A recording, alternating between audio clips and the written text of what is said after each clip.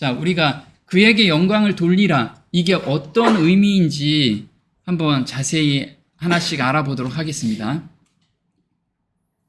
자, 영원한 복음에 대해서 지난 시간에도 읽어봤는데요. 오늘은 영원한 복음에서 두 번째 영광을 돌리라 라는데 한번 영원한 복음에 대해서 읽어보도록 하겠습니다.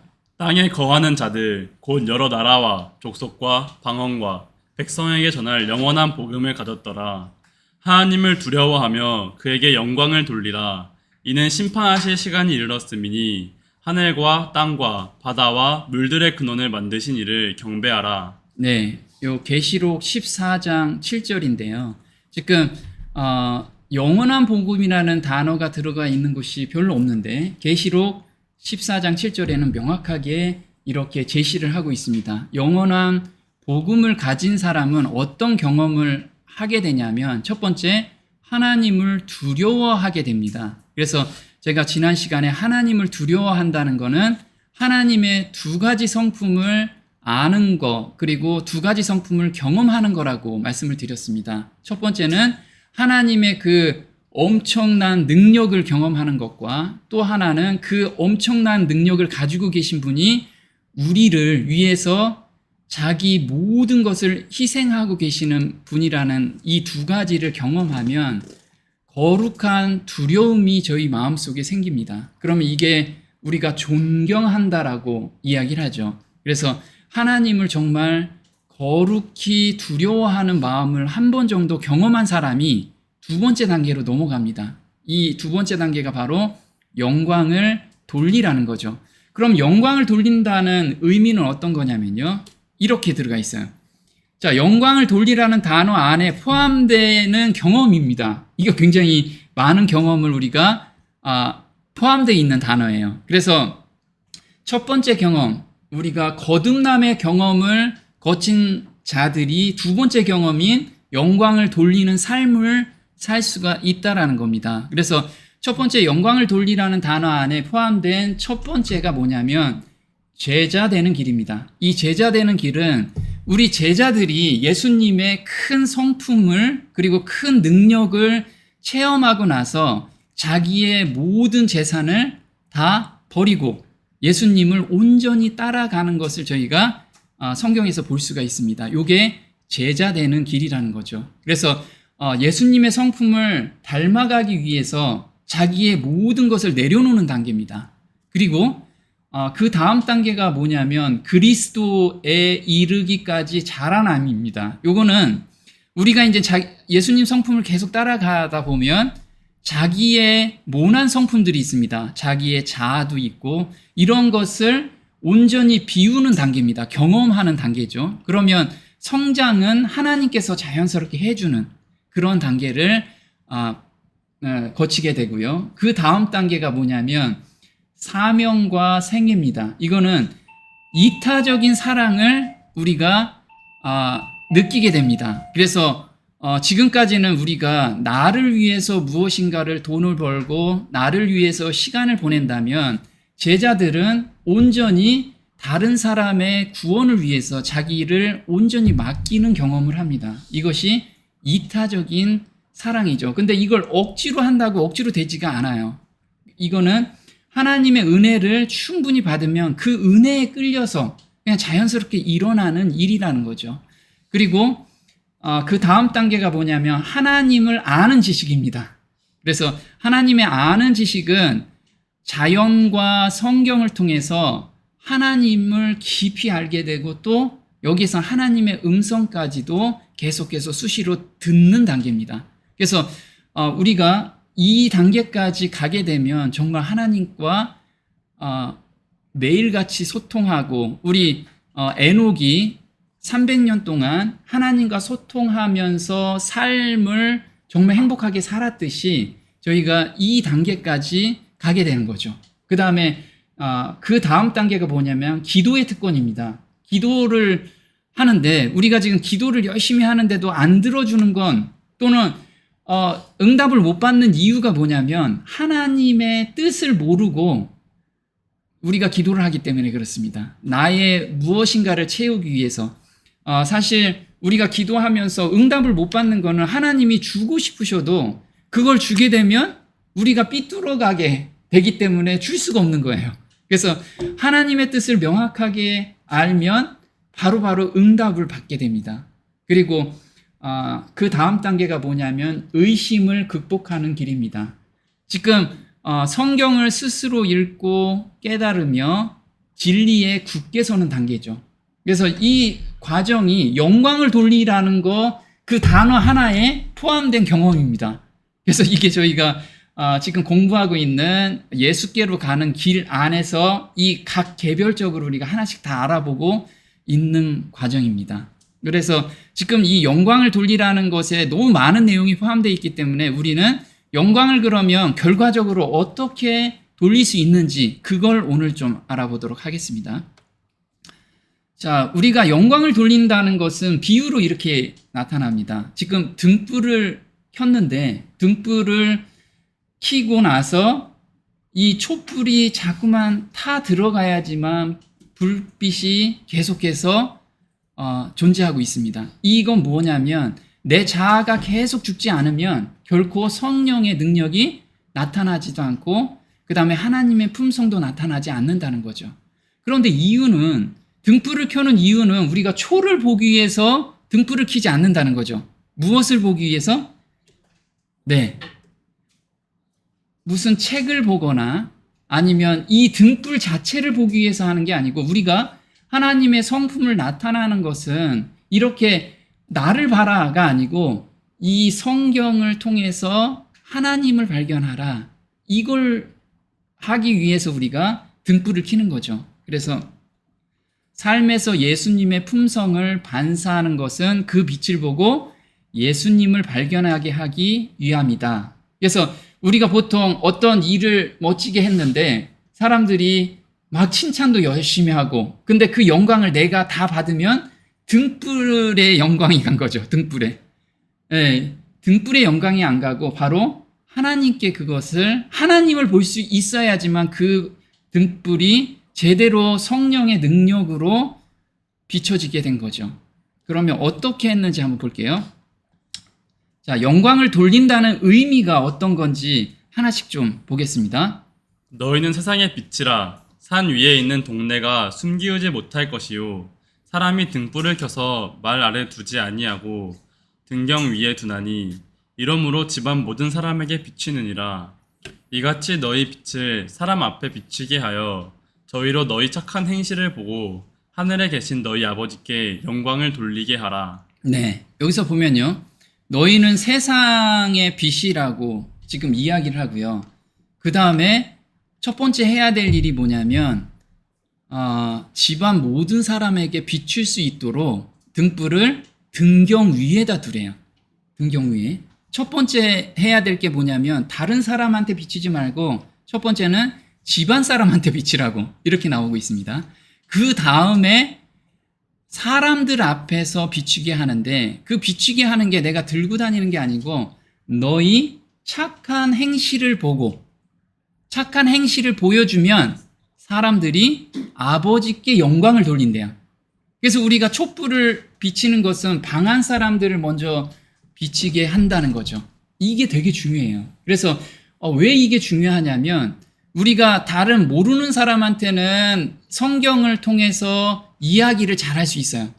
그런데 우리 집안 사람들한테 그걸 잘 못하는 이유가 뭐냐면 내 성품이 아직 하나님과 예수님과 닮지 않았기 때문에 사람들이 이 성경을 이야기해도 너나 잘해 이런 거죠. 근데 거기부터 출발해야지만 진짜로 하나님의 품성을 나타내는 거라고 합니다. 그래서 한번 볼게요. 스스로 바라는 빛이 아닙니다. 이 세상의 빛은 예수를 받아들인 사람들이 비추는 빛은 자기들 스스로 바라는 빛이 아니다. 그 빛은 모두 다 세상의 생명이요 세상의 빛이신 분에게서 온 빛이다. 그분은 이 빛을 일으키시는 분이시다. 그리스도를 섬기는 모든 사람이 그를 섬기는 일을 할 때 사용해야 하는 불까지도 그분께서 붙이신다. 네, 여기서 우리한테 주신 빛이 있는데 이 빛은 너희들 스스로 바라는 빛이 아니고 하나님께서 주신 빛이라고 예수님께 받은 빚이라고 얘기를 해요. 그러면 내가 지금 빚이 안 난다고 하면 빚을 억지로 비추려고 생각하지 말라는 거예요. 이 빚을 먼저 간구하고 이 빚에 내가 푹 적셔 있어야지만 되는데 우리는 빚은 충분히 안 받았는데 자꾸 뭔가를 하려고 해요. 제발 이렇게 하지 말라는 거예요. 이게 오히려 받아들이는 입장에서 왜곡되게 보이는 거예요. 하나님을 왜곡되게. 그래서 보면 이런 거죠. 우리가 등경 위에 든다라고 하죠. 여기 보시면 말 아래 두지 아니하고 등경 위에 든다 이렇게 말해요. 그래서 이게 뭐지? 말이라는 게 있잖아요. 말이 뭘까요? 말이 타고 다니는 말이 아니고 우리가 말통이라고 그러잖아요. 한 말, 두 말, 세 말 이렇게 하는 말통입니다. 그 말통 밑에다 집어넣지 않는다는 거예요. 거기다 밑에다 집어넣으면 비춰지지가 않잖아요. 그죠? 그리고 등경이라는 건 뭐냐면 옛날 초롱볼 위에 이렇게 올려놓는 등경. 요게 등경이라는 거예요. 그래서 우리가 가지고 있는 빚을 내 통 안에서만 옹크리고 가만히 있는 사람은 없다라는 거죠. 내가 가지고 있는 빚이 있다면 이거를 나는 그냥 비친다는 거예요. 그냥 자연스럽게 비치면 이 빚이 집안 모든 사람한테 자연히 비치는 건데 억지로 비치는 게 아니라는 거예요. 이게 그 뜻인데 한번 볼게요. 너희는 세상의 빛이라 라는 말을 한번 이야기를 해보겠습니다. 일어나라 빛을 발하라 이는 내 빛이 이르렀고 여호와의 영광이 내 위에 임하였음이니라. 네, 이사야서 60장 1절에는 이렇게 이야기를 하고 있습니다. 빛을 받은 사람은 일어나 빛을 발하라 이는 내 빛이 이르렀고 여호와의 영광이 내 위에 임하였음이라. 지금 이야기가 나오는 게 뭐냐면요. 빛을 받은 사람은 여호와의 영광이 임한 사람이 빛을 발할 수 있대요. 그럼 우리가 여호와의 영광을 봐야 되잖아요. 그럼 여호와의 영광이 뭘까요? 우리가 여호와의 영광은 품성이라고 항상 이야기를 하죠.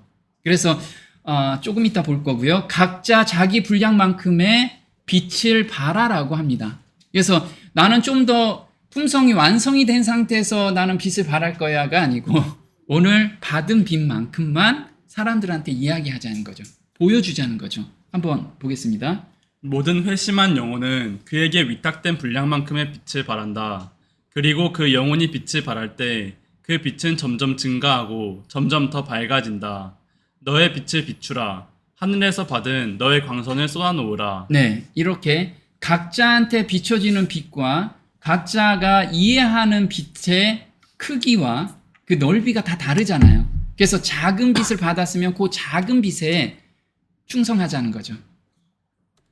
그래서 아까 영광을 받은 사람만이 그 빛을 가지고 있는 사람이라고 했는데 영광이라는 것은 하나님의 품성을 나타냅니다. 한번 보겠습니다. 하나님을 두려워하는 자는 말씀에 순종하게 되고 그 삶에서 하나님의 품성, 즉 영광이 나타나게 된다. 네, 그래서 품성하고 영광은 이꼴이라는 거죠. 그래서 한번 보겠습니다. 이사야서 43장 7절에 보면 무릇 내 이름으로 일컫는 자, 곧 내가 내 영광을 위하여 창조한 자를 오게 하라.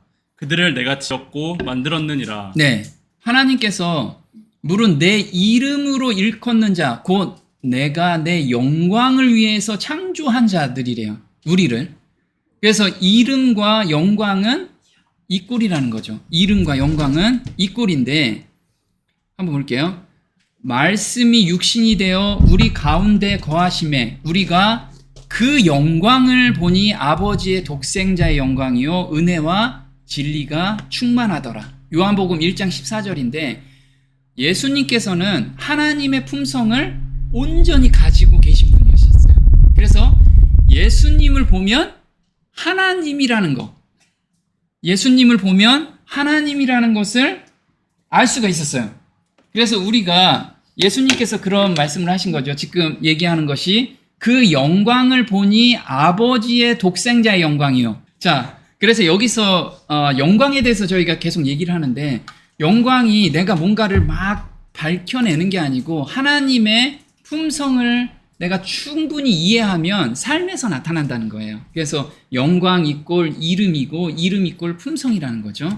한번 보겠습니다. 출애굽기 33장 18절 19절 한번 볼게요. 모세가 가로되 원컨대 주의 영광을 내게 보이소서. 내가 나의 모든 선한 형상을 내 앞으로 지나게 하고 여호와의 이름을 내 앞에 반포하리라. 네, 여기서 보시면 주의 영광을 내게 보이래요. 내게 보이소서 하니까 하나님께서 여호와의 이름을 반포하겠다. 그래서 영광과 이름을 지금 같이 말씀을 하시는데, 그러면 이름 안에 하나님의 성품이 어떤 성품인지 나타난 것이 출애굽기 34장 6절입니다. 여호와께서 그의 앞으로 지나시며 반포하시되 여호와로라 여호와로라 자비롭고 은혜롭고 노하기를 더디하고 인자와 진실이 많은 하나님이로라. 네. 출애굽기 34장 6절에 보면 바로 그 윗절에는 반포하리라 했는데 반포를 하셨어요. 어떤 걸 반포하셨냐면 자비롭고, 나의 성품은 어떤 성품이냐면 자비가 충만하고 은혜롭고 노하기를 더디하고 인자와 진실이 나는 정말 많은 하나님이다. 이거를 이야기를 해주신 거예요. 그러니까 하나님의 품성이죠. 하나님의 품성. 그럼 우리가 정말 영광을 돌린다면 기준이 이거예요. 예수님은 이걸 나타내신 거예요. 이걸 나타내신 거. 근데 하나님의 영광을 위해서 우리가 창조가 됐다고 했는데, 하나님께서는 우리를 왜 창조하셨냐면 바로 자신의 영광을 나타나게 하기 위해서 우리를 창조하셨다고 합니다. 무릇 내 이름으로 일컫는 자 곧 내가 내 영광을 위하여 창조한 자를 오게 하라. 그들을 내가 지었고 만들었느니라. 나 여호와가 말하노라. 너희는 나의 증인 나의 종으로 택함을 입었나니 이는 너희로 나를 알고 믿으며 내가 그인 줄 깨닫게 하려 함이라. 나의 전에 지음을 받은 신이 없었느니라. 나의 후에도 없으리라. 네. 그래서 이사야서 47장 7절하고 10절에는 물은 내 이름으로 일컫는 자, 곧 어떤 자냐면 내가 내 영광을 위하여 창조한 자들.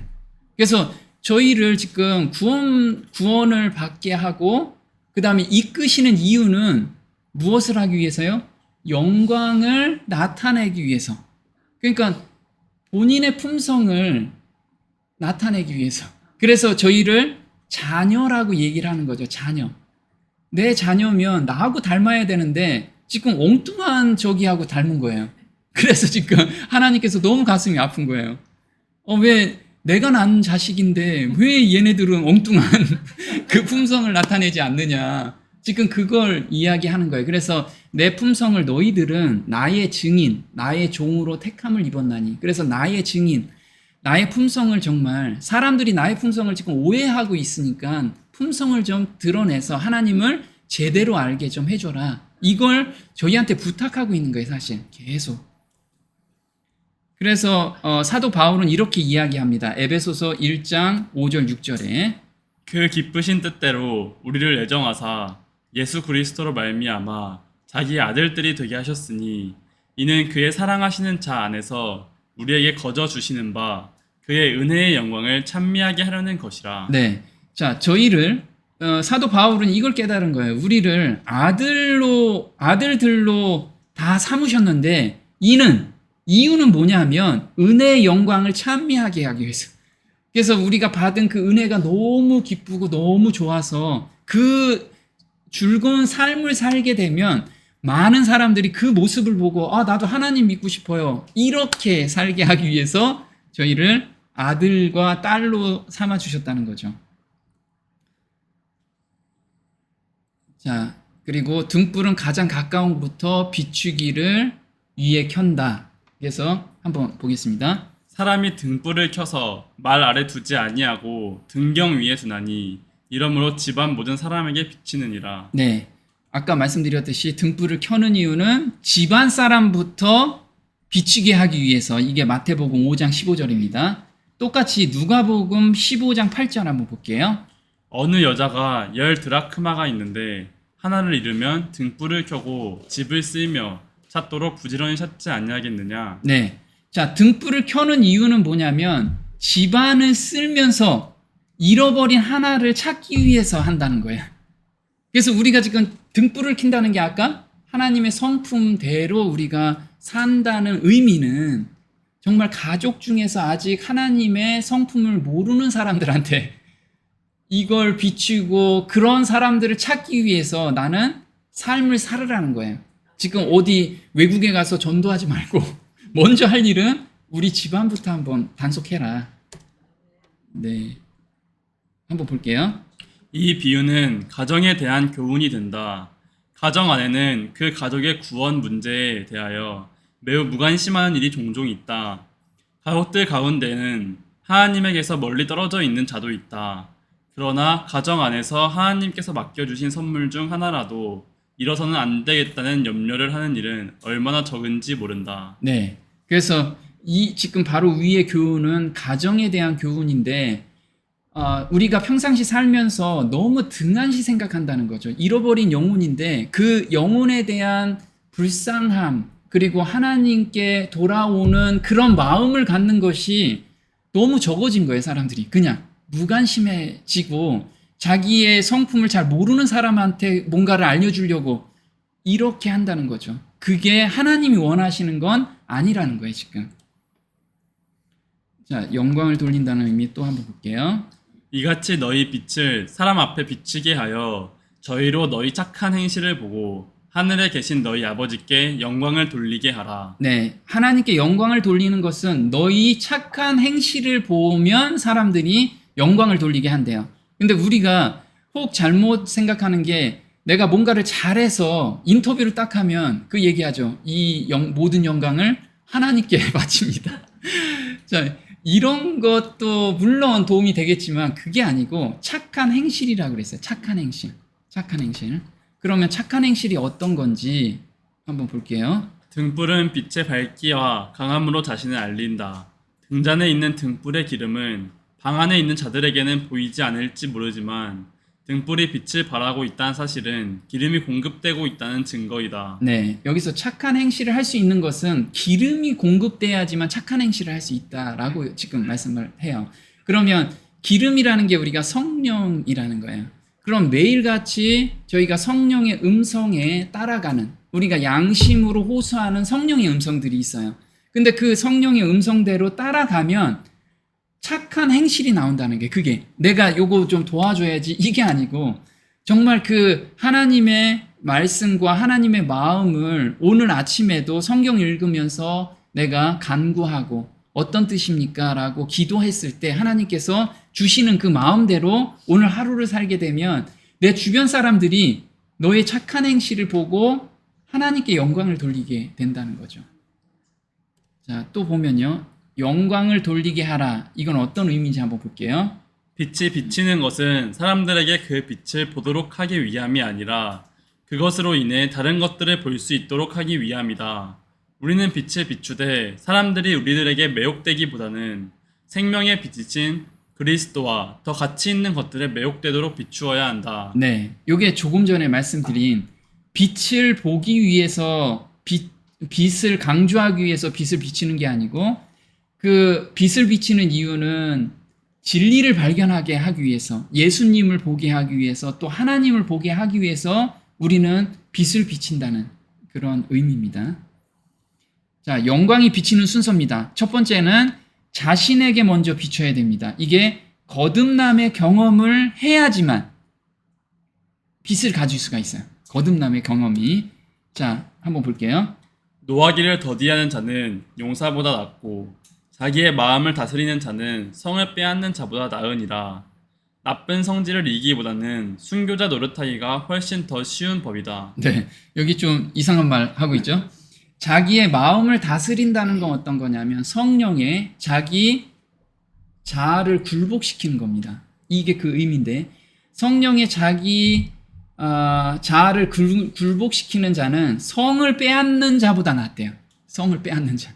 근데 어떤 주석가가 이야기하는 게 그 성령의 음성을 따르게 되면 자기의 그 나쁜 성질이라든가 막 욱하는 성질이라든가 그런 것들이 자연스럽게 변화가 되잖아요.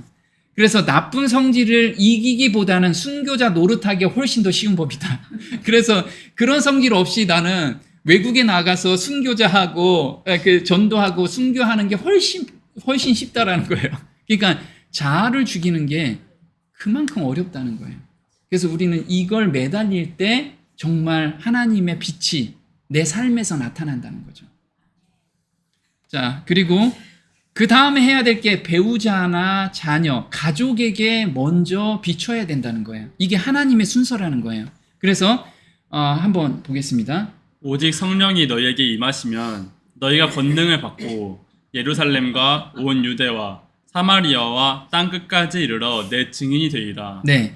자, 이 성령이 임하시면 너희가 그 성령의 빛을 어디부터 비춰야 되냐면 너희가 살고 있는 예루살렘부터, 그 다음에 좀 더 넓은 유대, 그 다음 땅 사마리아, 그 다음에 땅 끝까지 가라는 거예요. 그래서 자기 가족, 그 다음에 자기 주변 사람, 그 다음에 자기와 관계된 사람, 그리고 모르는 사람들, 이렇게 확장하라는 걸 지금 이야기를 하고 있습니다. 그 다음에 직장 동료, 친구, 지인에게 비추고, 지역사회에 비추고, 모르는 곳에 비춘다. 이게 비추는 순서라고 이야기를 지금 하고 있습니다. 한번 제가 이제 요즘 제 간증이나 집에 대한 간증을 요즘 계속 하고 있는데, 사실 간증하기가 조금 제가 예전에는 이렇게 안 해도 그냥 행복하게 살고 하나님의 빛을 받고 살았는데, 이렇게 말하기가 제가 되게 조금 꺼려지긴 해요. 그래서 오늘은 이제 하나님께 영광을 돌리는 그걸 저희 주변에서 어떻게 일어났는지 잠깐 간증을 드려보고, 그 다음에 또 어떻게 그게 진행이 됐는지 알아보도록 할게요. 저는 시골에서 자랐습니다. 저희 집은 제가 종손입니다. 그리고 제사를 지내는 곳이었기 때문에 가부장적인 분위기에서 자랐습니다. 그리고 시골이다 보니까 어려서는 아버님께서 저한테 읽으라고 한 책이 뭐였냐면 천자문과 삼국지, 그 다음에 독립운동가 33인, 이런 전집을 읽게 하셨어요. 그래서 그때 당시는 뭐 인터넷이나 그런 게 없고 오로지 책을 보는 건데, 저한테 이런 책을 주로 보게 하셨습니다. 그리고 저한테 알려주신 게 뭐냐면, 수신하고 제가하면 치국할 수 있다라는 말씀을 항상 해주셨어요. 그리고 자라면서 이게 어떤 의미인지 성경적으로도 맞다고 생각이 들더라고요. 그리고 아버님이 굉장히 엄하셨지만 자상하셨어요. 그리고 촌부였지만 성격이 굉장히 고다서 저한테 굉장히 존경 받으실 만한 분이셨습니다. 그리고 저는 그러다 보니까 아버님한테 뜻을 거역할 일이 그렇게 많지 않았습니다. 그런데 대학교 때 제가 죄사함 복음을 접하게 됩니다. 죄사함 복음을 접하면서 그때부터 제가 제사를 안 지내고 집에서 굉장한 이제 분란이 좀 생기게 됐죠. 그래서 아버님의 마음이 이때 굉장히 아프셨어요. 그래서 아버지의 뜻을 거의 거역한 본 적이 없는데 죄사함 복음을 알고 나서부터 제가 조금 거역하기 시작했습니다. 그리고 결혼을 할 나이가 되었을 때 하나님께 기도를 드렸는데, 어떤 걸 기도드렸냐면요, 저희 가정에 복음이 들어갈 수 있도록 돕는 배필을 보내주시라는 기도 중에 지금의 와이프와 결혼을 하게 되었습니다. 그리고 와이프에게 한 말 중에 하나님을 우리 가정에 모시고 살고 싶다라는 그런 이야기를 좀 합니다. 그래서 성도들이 언제라도 부담 없이 방문할 수 있는 저희 가정 분위기가 됐으면 좋겠다. 그래서 저희 집에서 누구나 와서 같이 있고, 그 다음에 하나님과 같이 교제할 수 있는 그런 가정을 만들었으면 좋겠다는 것이 저희 와이프하고 같이 의견이 합해진 내용이었습니다. 가정의 머리는 남편이지만 존경하는 분을 실제로 모시고 산다면 함부로 살지 않을 거라고 생각이 들었습니다. 제가 아까 저희 가정에 하나님을 모시고 살았으면 좋겠다라고 얘기한 것이 이 뜻이었습니다. 그래서 집안에 가장이 있으면, 만약에 엄한 아버님이 계시면 함부로 저희가 막 살지 않잖아요. 함부로 게으르게 막 살지도 않고. 근데 그게 정말 하나님이 임재하시고 있다면 우리 가정에 그 마음을 항상 가지고 있다면 제가 함부로 살지 않을 거라 생각을 했습니다. 그래서 50대 중반까지 삶을 살다 보면 특히 저는 젊어서부터 사업을 했습니다. 그리고 직원이 많을 때는 60명에서 70명 정도가 됐어요. 중소기업인데 사업을 하다 보면 5만 가지 일들이 다 있잖아요. 진짜 신앙을 지키기가 쉽지 않은 그런 환경들이 되게 많고 유혹들도 되게 많습니다. 그러면서 어떤 때는 사람들한테 배신을 당한 경우도 있고 그 다음에 자금적으로도 굉장히 어려운 때가 있고 이런 경우들이 굉장히 많았지만 그때마다 제가 우리 집에 모시고 계신 하나님, 이 하나님을 의지하면서 살았던 것 같아요. 그래서 항상 집에는 우리 가장이신 하나님이 계시기에 든든했고 어려울 때도 걱정이 크게 되지 않았습니다. 항상 하나님께만 어려움과 고민을 털어놓다 보니 집에서는 큰 소리 날 일이 거의 없었습니다. 그래서 힘들고 어려워도 그렇게 크게 큰 소리가 안 났어요. 그래서 아이들이 현재 20대 초중반인데 자기들이 자라면서 아빠 엄마가 싸우는 모습을 한 번도 보지 못했다고 합니다. 그래서 우리 집같이 화목한 집은 거의 못 본 것 같다고 하는데요. 신앙을 가지고 있다는 것은 실제적인 하나님과의 동행임을 아이들이 살면서 느꼈는지 저희 부모들이 현재 가지고 있는 신앙을 즐겁게 받아들인 것에 저는 감사를 드리고 있습니다. 그리고 한 번은 저희 시골집에서 이제 매형하고 이야기하다가 하나님에 대해서 이야기하던 중에 이런 이야기를 하더라고요. 처남이 믿는 하나님이라면 한번 알아보고 싶다는 말을 듣게 되었습니다. 그동안에 교회 다니는 사람들의 행태가 못마땅했는데 우리가 믿는 하나님은 다르다는 것을 느끼셨던 것 같아요. 그리고 하나님께서는 저와 저희 가정을 점점 더 밝은 빛으로 인도하시는 것을 느끼고 있습니다. 그동안 막연했던 하나님 재림에 대한 기별을 주시고 예언을 풀어보게 하시고 성령의 실질적인 인도하심을 경험하고 있습니다. 그러면서 이 마음을 품고 제가 계속해서 회사를 운영하고 있다 보니까 회사에서도 고객들과 이야기하면서 이런 이야기를 가끔 듣게 됩니다. 대표님 혹시 예수님 믿으시나요? 그럼 제가 예, 저는 예수님과 동행하고 있습니다. 매일같이. 그러면 역시 그런 것 같아요. 그러면서 함께 온 딸에게 봤지? 예수님을 믿는 사람들은 이런 성품을 가지고 있다고 했잖아. 라고 제 앞에서 얘기를 하더라고요. 그래서 또 어떤 때는 컨설팅을 하다가도 기도해달라는 요청을 받고 함께 컨설팅 중에 기도를 저 같이 하는 경우도 생겨나고 있습니다. 그리고 또 20년 이상 사업적으로 만난 사람들이 최 대표님이 믿는 하나님이라면 한번 알아보고 싶다며 제가 지금 운영하는 유튜브 채널에서 지금 성경 공부를 하는 분들이 하나둘씩 늘어나고 있습니다. 그래서 주 예수를 믿으라 그리하면 너와 내 집이 구원을 얻으리라.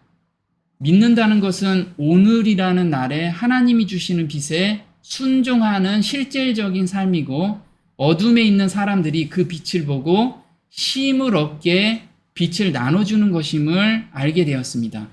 수신제가 치구 평천하 나의 신앙생활이 행복하다면 그 행복이 저뿐만 아니고 우리가 마음에 뭔가 즐거움과 행복을 가지고 있으면 그게 그냥 자연스럽게 드러나잖아요. 그럼 우리 가족이 먼저 알고 그 다음에 내 주변 사람이 먼저 아는 것 같다는 생각이 들더라고요.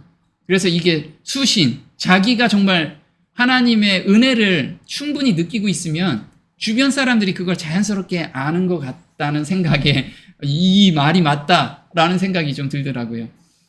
아직 저에게 비춰진 빛이 희미한 것은 제 스스로 그 값진 보물에 대한 귀중함을 깊이 있게 모르기 때문이며 주어진 빛에 대한 순종으로 말미암는 경험이 부족하기 때문임을 보면서 오늘도 주님께 걸림이 되는 자아와 이기심을 즐겨 순종하는 마음으로 창조해 주실 것을 저는 매일 간구하고 있습니다. 그래서 제가 드러나지 않고 정말 하나님이 드러날 수 있는 그런 삶으로 저를 재창조해 주시라는 것을 항상 간구를 하고 있는데 하나님께서 조금씩 저를 인도해 가시는 것 같습니다. 빛은 스스로 낼 수 없습니다. 빛이 부족하면 빛의 근원으로 가서 충분히 받기만 하면 됩니다. 그래서 저는 이 말씀으로 제가 스스로 뭔가를 할 수 있는 제 죄된 마음으로 무엇인가 할 수 있다라는 것은 정말 아무것도 없다라는 것을 제가 스스로 느낄 때마다 하나님께만 제가 매달릴 수 있는 그런 삶으로 저를 인도하심에 감사를 드립니다. 네. 제가 사실 이거 쓰면서 이거 정말 내가 해야 되나?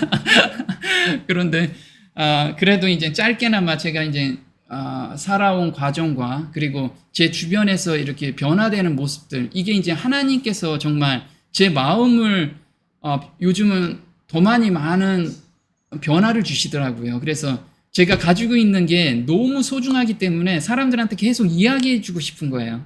그래서 이게 하나님께 영광을 돌린다는 의미가 아닐까 해서 제가 간증을 했습니다.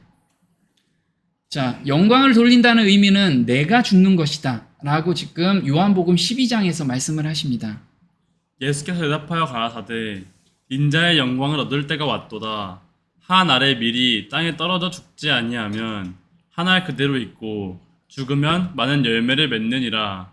자기 생명을 사랑하는 자는 잃어버릴 것이요 이 세상에서 자기 생명을 미워하는 자는 영생하도록 보존하리라. 내가 땅에서 들리면 모든 사람을 내게로 이끌겠노라. 네. 자, 예수님께서 인자의 영광을 얻을 때가 왔다. 이때가 언제예요? 십자가에 못 박히실 때예요.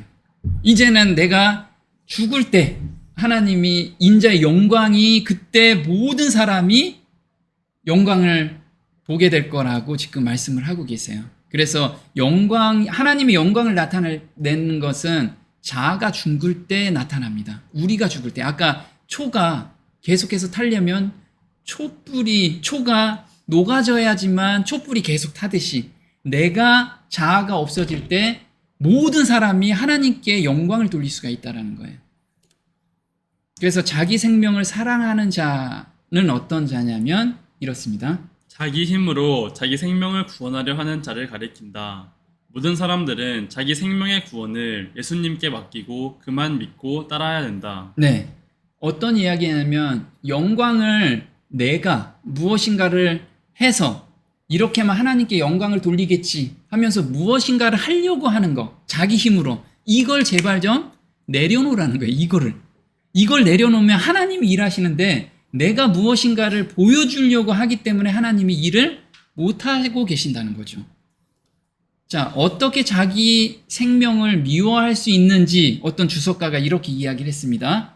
우리의 영혼이 우리 자신의 생명을 미워함에 도달하는 방법은 그리스도의 말씀에 푹 적시움에 있다. 네, 여기서 자기 생명을 미워하는 방법이 여러 방법이 아니고 유일한 방법. 그게 뭐예요? 말씀에 푹 자신을 적셔놓으면 자연스럽게 자기가 죽는데요. 자기 생명을 미워하고. 그래서 우리가 억지로 나 자아를 죽여야지 이런 거 하지 말라는 거예요. 만약에 정말 자아를 죽이고 싶다면 말씀에 한번 푹 빠져보고 그걸 깊이 연구해보라는 거죠. 그래서 저희는 사람의 영광을 하나님 영광보다 더 사랑하였도다. 예수님께서 말씀하셨는데 사람들은 자기 의를 억지로 뭔가를 나타내기 위해서 삶을 산다는 의미입니다. 자, 영광을 돌리게 하는 하나님의 방법이 있어요.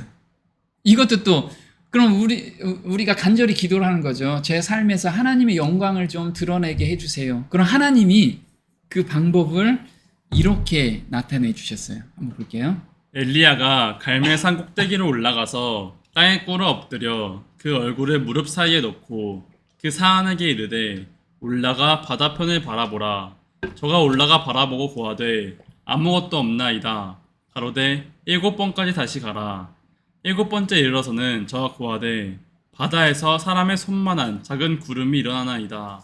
가로되 올라가 아합에게 고하기를 비에 막히지 아니하도록 마차를 갖추고 내려가소서 하라 하니라. 조금 후에 구름과 바람이 일어나서 하늘이 캄캄하여지며 큰 비가 내리는지라. 네. 자, 엘리야가 그 갈멜산에서 이제 갈멜산에서 사건이 있죠. 그래서 그 사건에서 이기고 나서 이제 비를 달라고 기도하셨습니다. 기도를 했는데 기도하자마자 비가 내리면 좋겠는데 하나님이 약속하셨으니까 비 내려달라고 기도하면 비가 내리겠다고 하나님이 약속하셨으니까 한 번 기도하면 그냥 내려주시지. 근데 계속해서 비가 안 내려지는 거예요. 근데 그 엘리야가 그래도 계속해서 기도를 한 거예요. 그걸 믿고. 그래서 왜 이렇게 오랫동안 7번이나 기도를 하게 만드셨는지 그걸 하나님께서 말씀을 하세요. 하나님께서는 우리가 드린 첫 번째 기도에 반드시 응답하시는 것은 아니다. 만약 하나님께서 그렇게 하시면 그분이 우리에게 내려주시는 모든 축복과 은총을 당연히 받을 권리나 가진 것처럼 생각할 수도 있을 것이기 때문이다. 어떤 악한 일을 혹 우리가 즐거워하지는 않는지, 혹 우리가 어떤 죄에 빠져 있지는 않은지를 깨닫기 위하여 마음을 살피려고 하지 않고는 틀림없이 우리는 부주의하게 되고 우리는 그를 의지해야 하며 그의 도우심이 필요한 존재라는 것을 실감하지도 못하게 된다. 엘리야는 그 영광을 자기가 취하지 않을 상태에 이를 때까지 스스로 마음을 낮추었다. 이것이 주께서 기도를 드릴 수 있는 상태이다. 네. 자, 첫 번째 기도에서 응답하지 않은 이유는 그 은총이 당연하다고 한 번 딱 들어주면 하나님께서 저 들어주시네. 다음에도 또 들어주시면 그게 자기 의가 되는 거죠. 나는 이렇게 능력이 있고 하나님께 이렇게 사랑을 받고 있어. 이렇게 자기 자랑이 될 수 있다라는 거예요. 그럼 정말 계속해서 그걸 응답을 바로 안 내려주신 이유가 바로 이거라는 거죠. 혹 우리가 어떤 죄에 빠져 있지 않은지를 스스로 한번 마음을 살펴보라는 거죠. 또 혹 악한 일에 내가 지금 마음이 뺏겨서 즐거워하지 않는지 이런 마음을 자기 스스로 한번 살펴보라는 거예요. 이걸 하나님이 주신 우리한테 축복이죠. 그걸 깨닫게 되고 온전히 마음을 비운 상태에서 그게 일어나면 하나님께 영광을 내 스스로 돌리게 된다는 거예요. 내 스스로. 또 한번 보면 엘리야가 기도할 동안 그 종은 자세히 살펴보고 있었다. 6번을 살펴보다가는 돌아와서 구름도 비올 조짐도 아무것도 보이지 않는다고 말했다. 그러나 그 선지자는 포기하거나 낙담하지 않았다. 그의 기도가 응답되었다는 증표가 나타나기를 주의 깊이 살펴보고 있는 동안 엘리야는 어디에서 그가 하나님께 영광을 돌리지 않았는지를 알아내기 위하여 계속해서 그의 생애를 돌이켜보고 죄를 고백하면서 그의 영혼을 괴롭게 하였다. 그가 자신의 마음을 살펴볼 때에 자신은 점점 작아져 가는 것 같았다. 그것은 자신이 스스로를 평가해 볼 때도 그렇고 하나님께서 보실 때도 그러하였다. 결국 자신은 아무것도 아니요 하나님만이 전부라는 생각이 들었다. 그가 자아를 완전히 포기하는 지점에 이르렀을 때에 그리고 일면 그의 유일한 힘이요 의가 되시는 구주께 전적으로 매어 달렸을 때에 응답이 이르러 왔다. 그의 종이 와서 말하되 보소서 바다에서 사람의 손바닥만한 작은 구름이 일어나나이다 라고 말하였다. 네. 그래서 엘리야가 지금 그 짧은 시간이지만 그 7번 기도하는 기간 안에 엘리야의 마음속에서 변화되는 모습인 거예요. 변화되는 모습. 자기가 현재 하나님께 영광을 돌리지 않는 일이 어떤 건지, 자기가 무엇을 실수했는지, 무엇이 부족한지를 깊이 마음속으로 계속 생각했던 거예요. 생각하면 생각할수록 자기는 정말 아무것도 아니구나. 그 갈멜산에서 불이 내려오고 그런 이적을 보였을 때는 자기가 그래도 아무래도 뭔가 이렇게 된 것 같은 느낌, 이 느낌까지도 하나님께서 완전히 없애준 상태에서 그걸 이루어지게 하신 거예요. 그러니까 엘리야가 마음속에서도 하나님께 영광을 돌리게 된 거예요. 아, 정말 나는 아무것도 아니고 하나님이 모든 걸 해주셨구나. 이거를 마음속에서 스스로, 이 스스로가 사람의 힘으로는 할 수 없기 때문에 하나님이 해주신 거예요. 우리도 마찬가지라 이거죠. 나야 스스로 할 수 없다라는 걸 자각할 때 하나님이 정말 내 삶을 관여하신다는 거예요. 그래서 우리는 그게 필요해요. 내가 할 수 없습니다. 그 고백. 나의 영광을 굳이 않는 것이 영광을 돌리는 거다. 볼게요. 열심으로는 교회를 핍박하고 율법에 이르는 흠이 없는 자로라. 그러나 무엇이든지 내게 유익하던 것을 내가 그리스도를 위하여 다 해로 여길 뿐더러 또한 모든 것을 해로 여김은 내 주 그리스도 예수를 아는 지식이 가장 고상함을 인함이라. 내가 그를 위하여 모든 것을 잃어버리고 배설물로 여김은 그리스도를 얻고 그 안에서 발견되려 함이니 곧 믿음으로 하나님께로서 난 의라. 네. 사도 바울은 이렇게 간증을 합니다. 사도 바울은 정말 박식하고 그 다음에 세상에서 굉장히 인정받는 사람이었는데 이게 하나님을 위해서는 내가 다 쓰레기로 본다 이거죠. 다 쓰레기. 아무것도 아니라는 거. 이거를 알고 하나님이 오로지 하나님만이 내 주인이라는 걸 알았을 때 그때 드디어 영광이 자기 삶에서 나타나기 시작한 거예요. 그래서 믿음으로 말미암는 의란 한마디로 이런 거라는 거죠. 그것은 인간의 영광을 티끌 속에 묻어버리고 인간이 자기 힘으로 할 수 없는 일을 인간을 위해 해주시는 하나님의 역사이다. 네, 그래서 바울 형제는 이렇게 이야기한 거예요. 인간의 영광을 티끌 속에 묻어버리고, 그러니까 자기 영광을 정말 아무것도 아니라는 것을 깨달았을 때 하나님의 영광이 본인의 삶에서 나타났다고 지금 이야기를 하고 있습니다. 그래서 영광의 품성을 나타나게 하는 힘은 우리가 할 수 없다라고 이야기를 하고 있어요. 그 영광의 풍성을 따라 그의 성령으로 말미암아 너희 속 사람을 능력으로 강건하게 하옵시며. 네, 그의 성령으로 말미암아 속 사람을 능력으로 강건하게 하라고 말씀을 하고 있어요. 기도를 하고 있죠. 그래서 성령이 저희 안에서 능력으로 임해야지만 된다는 거예요. 그냥 성경책 읽고 좋죠. 이게 아니고 능력으로 임하게 되면 행동이 나온다는 거죠. 행동이. 그래서 이렇게 이야기를 하고 있습니다. 하나님의 자녀에게는 마음대로 사용할 수 있는 무한한 자원이 있다. 사람은 자기의 연약함과 비천함으로 헤아리지만 하나님은 자신의 무한한 부와 영광으로 헤아리신다. 강건하게 하는 힘은 하나님의 능력이다. 그 능력은 성령의 역사를 통해 전달된다. 네, 지금 성령이 우리 마음에 임해서 능력으로 임하는 것은 뭐냐면 성령의 역사라고 말씀을 하시는데 하나님의 자녀에게는 마음대로 사용할 수 있는 무한한 자원이 있대요. 근데 우리가 그 자원을 느끼냐 이거예요. 못 느끼는 거예요. 왜? 경험이 없기 때문에. 그래서 우리가 작은 경험 하나를 경험해 볼 때 능력이 엄청나게 크다는 것을 알고 갖다 쓴다는 거예요. 계속. 그래서 작은 경험 하나를 우리는 경험해 봐야 된다는 거예요. 자, 또 한번 볼게요. 그리스도인이 성장하려면 사람을 회심시키는 동일한 능력이 그들 가운데 지속되어야만 한다. 이 부분에서 그리스도인들이 많이 실패한다. 그들은 하나님의 은혜가 처음 회심할 때 필요했던 만큼 영적 항해 기간에도 계속 필요함을 깨닫지 못한다.